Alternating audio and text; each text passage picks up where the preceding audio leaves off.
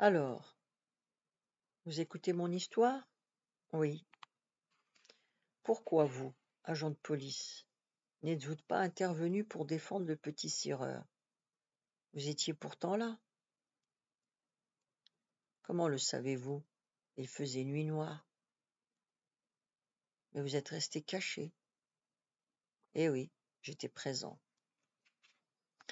Vous avez tout vu, et vous n'avez pas esquissé un geste pour défendre ce garçon. Dans l'ombre, vous avez assisté à toute la scène, et vous n'avez pas bronché. Je voyais tout. On tuait un enfant, et vous n'avez pas bougé. Cela est vrai.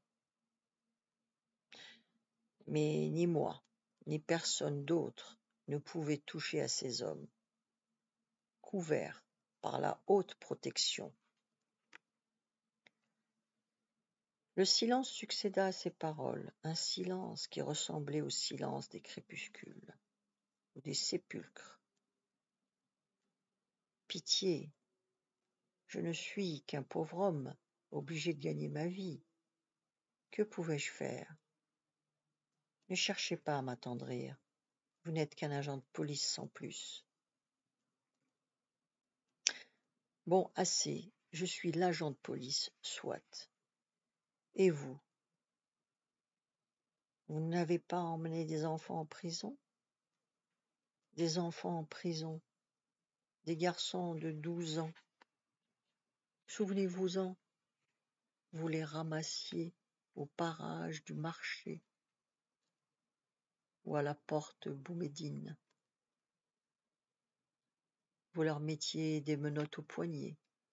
C'étaient des enfants de 12 ans, vous dis-je. Certains jours, vous en ramassiez 3 à 4 à la fois, que vous enchaîniez ensemble. Vous les poussiez devant vous. Vous vouliez faire croire aux citadins que c'étaient de grands coupables, de la graine de bandits.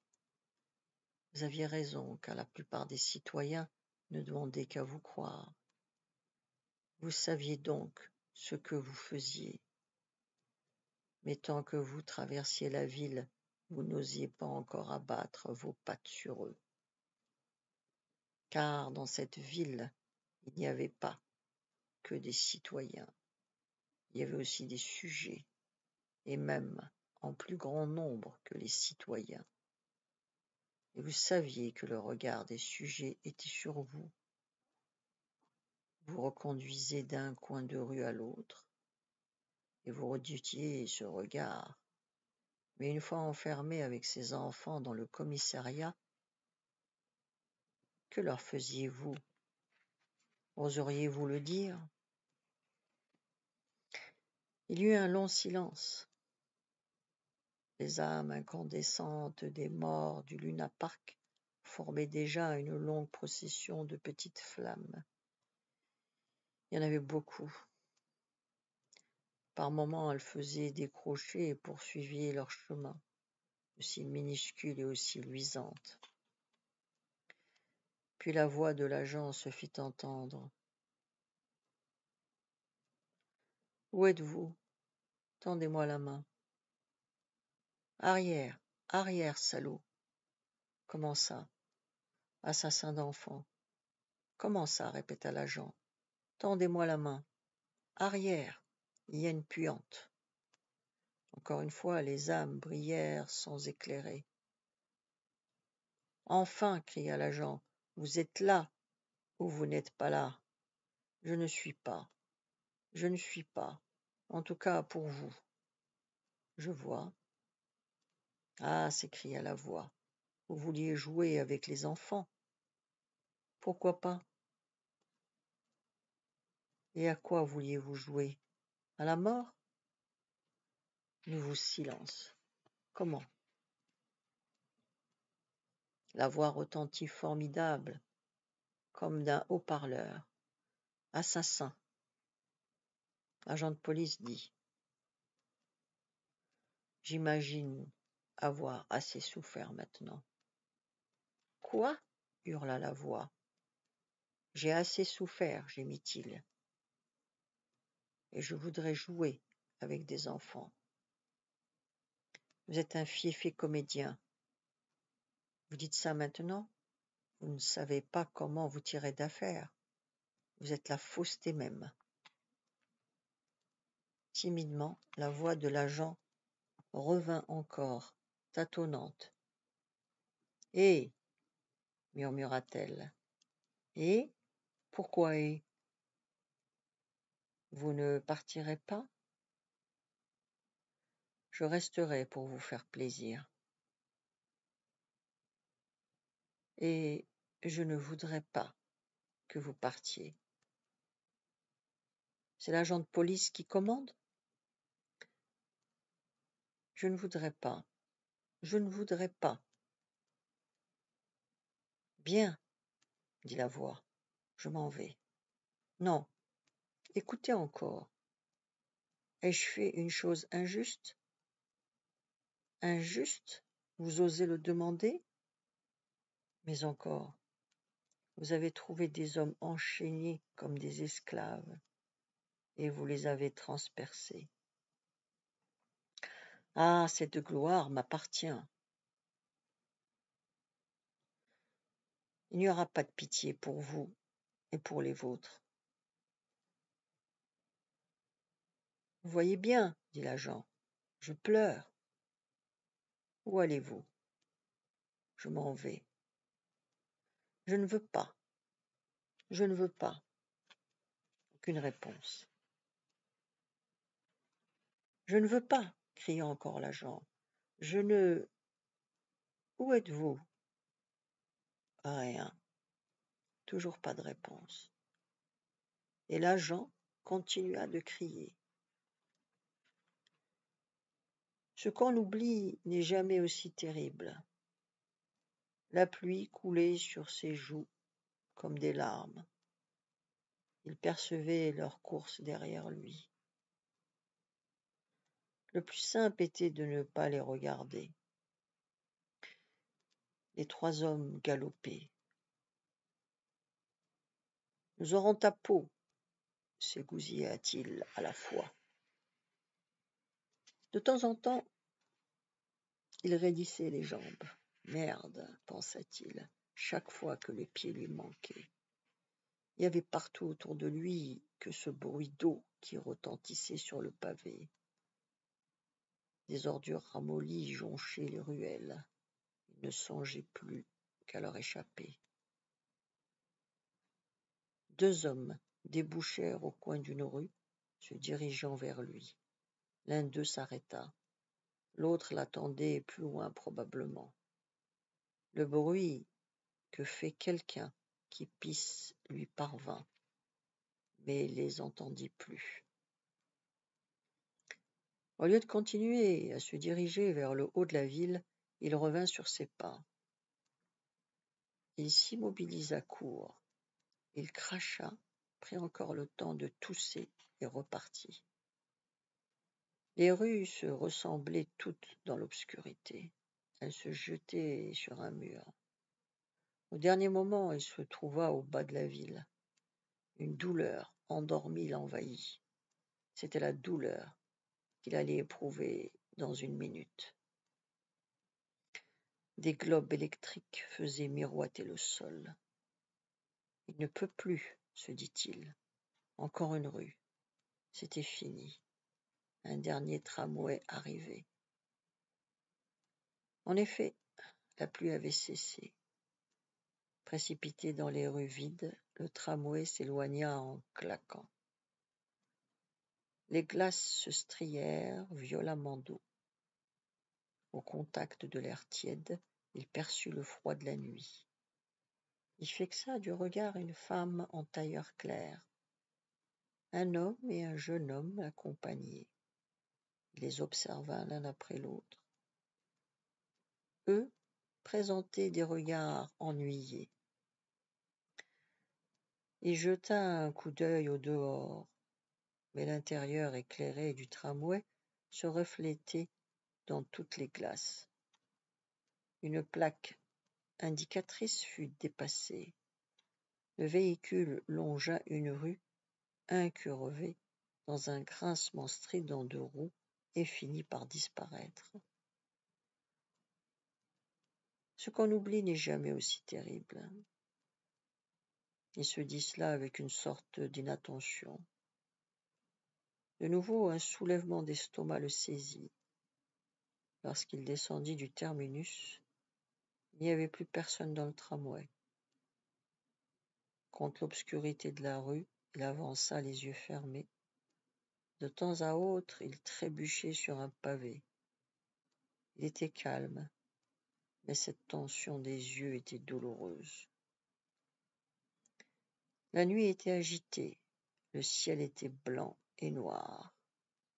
Après avoir remonté la rue sur une vingtaine de mètres, il pénétra dans une vieille maison.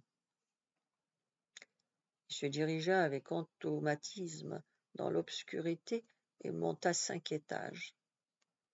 Quelqu'un cria « Qui est là ?» La vieille Emilia essayait de parler, mais sa voix de sexagénaire restait indistincte. L'impotente fit grincer les ressorts de son sommier. Il répondit « C'est moi ». La vieille s'éclaircit la voix et continua. « On a tué quelqu'un là-haut. » Il demanda « Qui a tué ?» Ils se sont battus, je ne sais pas. On disait qu'ils étaient 4 ou 5, et ils se sont battus. Puis elle dit « Ce n'est pas des heures à rester dehors. » Il murmura « Vieille bourrique. » Où étiez-vous ? Elle eut un rire bref. Elle reprit. Il ne se réveillera plus maintenant. Et elle n'ajouta pas un mot.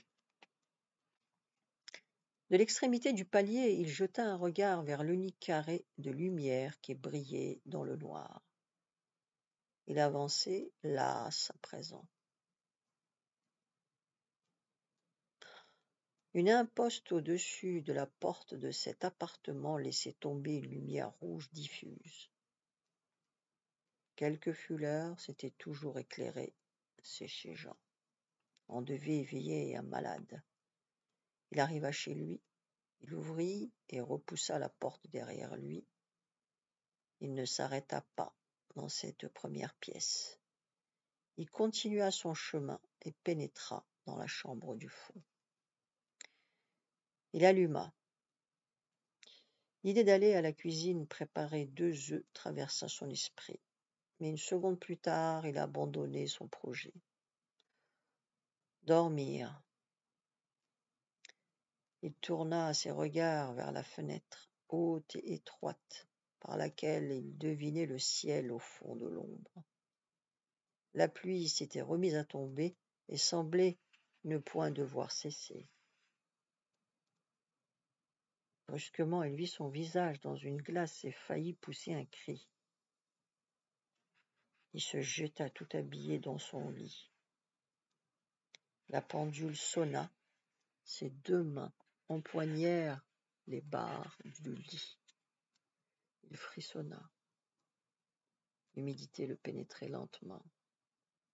Il entendit des pas dans une autre chambre assez loin. La pendule sonna encore. Il attendit le dernier coup. La pendule sonna de plus en plus, dans le silence amplifié par le bruit continu de la pluie. Il fallait encore courir. Les sanglots le secouaient. Il éprouvait de la peine à avancer. La nuit, la pluie duraient depuis longtemps. Plusieurs personnes se rassemblaient et faisaient de la lumière, mais leurs flammes servaient moins à voir qu'à éclairer leurs visages. Il y eut des cris, un bruit de voix. Ils étaient loin. Quelques-uns tentèrent de le poursuivre. Maintenant, il se penchait au-dessus de la table de l'inspecteur. Des cigarettes en brûlant le bois, y avait laissé des points noirs. L'inspecteur était debout. Il ne devait pas dépasser 1,60 m, mais possédait un coffre massif. L'ampoule électrique se trouvait placée à hauteur de sa poitrine. Sa chemise blanche, sous la veste, avait le col déboutonné. Les pans de la veste retombaient dans l'ombre. Tous les autres se taisaient. La lumière artificielle durcissait les visages qui parurent fatigués. L'inspecteur sortit les mains des poches et les appuya sur la table. Il avait repoussé sa chaise contre le mur et se mit à tambouriner. Il ne tirait plus sur sa cigarette, mais continuait de tambouriner. Le mégot collé entre ses lèvres s'était certainement éteint. Les joues de l'inspecteur n'étaient pas rasées. Il avait une bouche saillante et sa lèvre inférieure pendait. Allait-il s'arrêter de tambouriner?